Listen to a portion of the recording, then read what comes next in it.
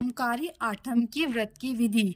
यह व्रत भाद्र मास शुक्ल पक्ष की अष्टमी को किया जाता है। इस व्रत को महिला वर्ग ने अवश्य करना चाहिए। इस व्रत को नहीं करने वाली महिलाएं अगर अन्य व्रत करती है तो वह व्रत फलदायी नहीं होते, खंडित माने जाते हैं। यह व्रत 8 वर्ष तक किया जाता है।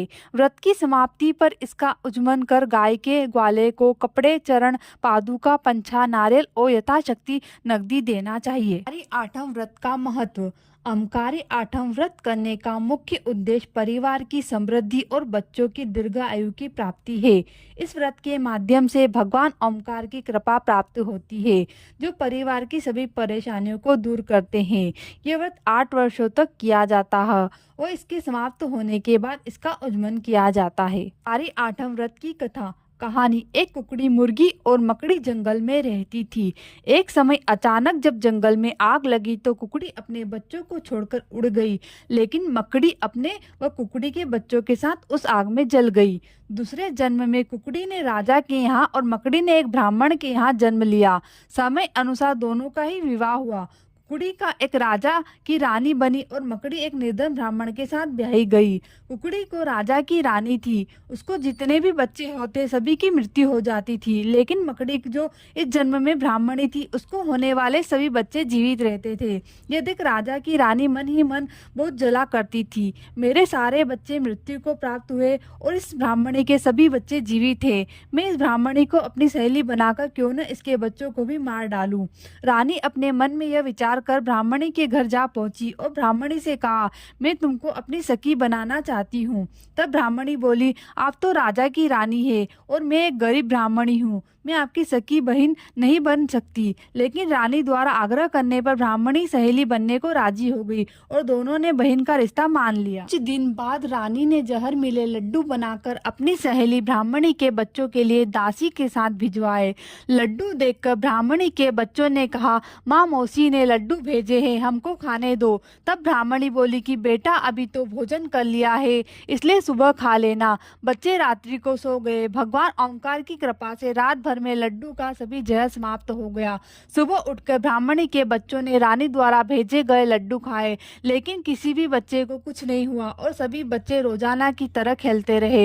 यह चमत्कार ब्राह्मणी द्वारा किए जाने वाले ओंकार आठम के व्रत का था। फिर रानी ने अपनी दासी को ब्राह्मणी के घर देखने के लिए भेजा कि ब्राह्मणी के बच्चे मर गए हैं तो बहन के नाते में जाकर वहां आ जाऊं। दासी ने ब्राह्मणी के घर जाकर देखा तो सभी बच्चे जीवित थे और आंगन में खेल रहे थे।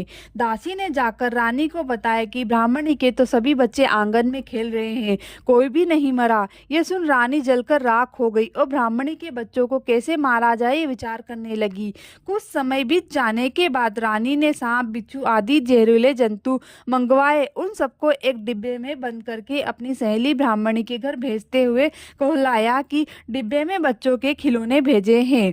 बच्चों ने अपनी माँ से कहा कि मौसी ने हमारे खिलौने भेजे हैं, यह हमको खेलने के लिए दे दो। माँ ने डिब्बा खोला तो डिब्बे में भंवरे, चक्री आदि खिलौने ही थे जो उसने बच्चों को खेलने के लिए दिए थे। यह सब भगवान ओमकार की ही कृपा से हुआ था। रानी ने फिर दासी को भेजा कि जा देखकर आ कि ब्राह्मणी के बच्चे मरे या नहीं। दासी ने ब्राह्मणी के घर जाकर देखा तो उसके सभी बच्चे भंवरे व चक्री से खेल रहे थे। दासी ने रानी के पास आकर बताया कि ब्राह्मणी के सारे बच्चे तो भंवरे व चक्री से खेल रहे हैं। रानी अपनी इच्छा को नहीं दबा सकी, वह बच्चों को मारने का उपाय करती रही। रानी गर्भावस्था में थी, उसने एक दिन मरी हुई बच्ची को जन्म दिया, लेकिन रानी ने इस बात को किसी से भी नहीं बताया। उसको मरी हुई लड़की पैदा हुई है। रिवाज के अनुसार रानी ने 10 दिन बाद सूरज पूजन का मुहूर्त निकलवाया और ब्राह्मणी सखी को खबर भेजी कि सूरज का मुहूर्त है, इसलिए जल्दी आना। आज ब्राह्मणी को भी अमकारी आठम का व्रत था।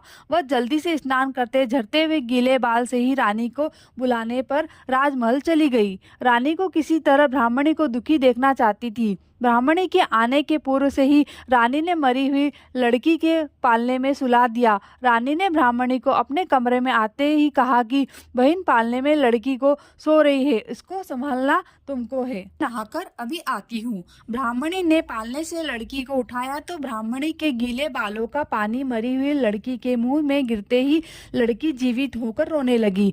लड़की के रोने की आवाज सुनकर रानी नहाकर तुरंत आई और अपनी बच्ची को ब्राह्मणी की गोद में जीवित देखकर उसी समय ब्राह्मणी के पैरों पर गिरकर कहने लगी कि बहन, मैंने तो मरी हुई लड़की को पालने में सुलाकर रखा था। मैं तुमको लड़की मारने का कलंक लगाना चाहती थी, लेकिन तुम्हारी कृपा से लड़की जीवित हो गई।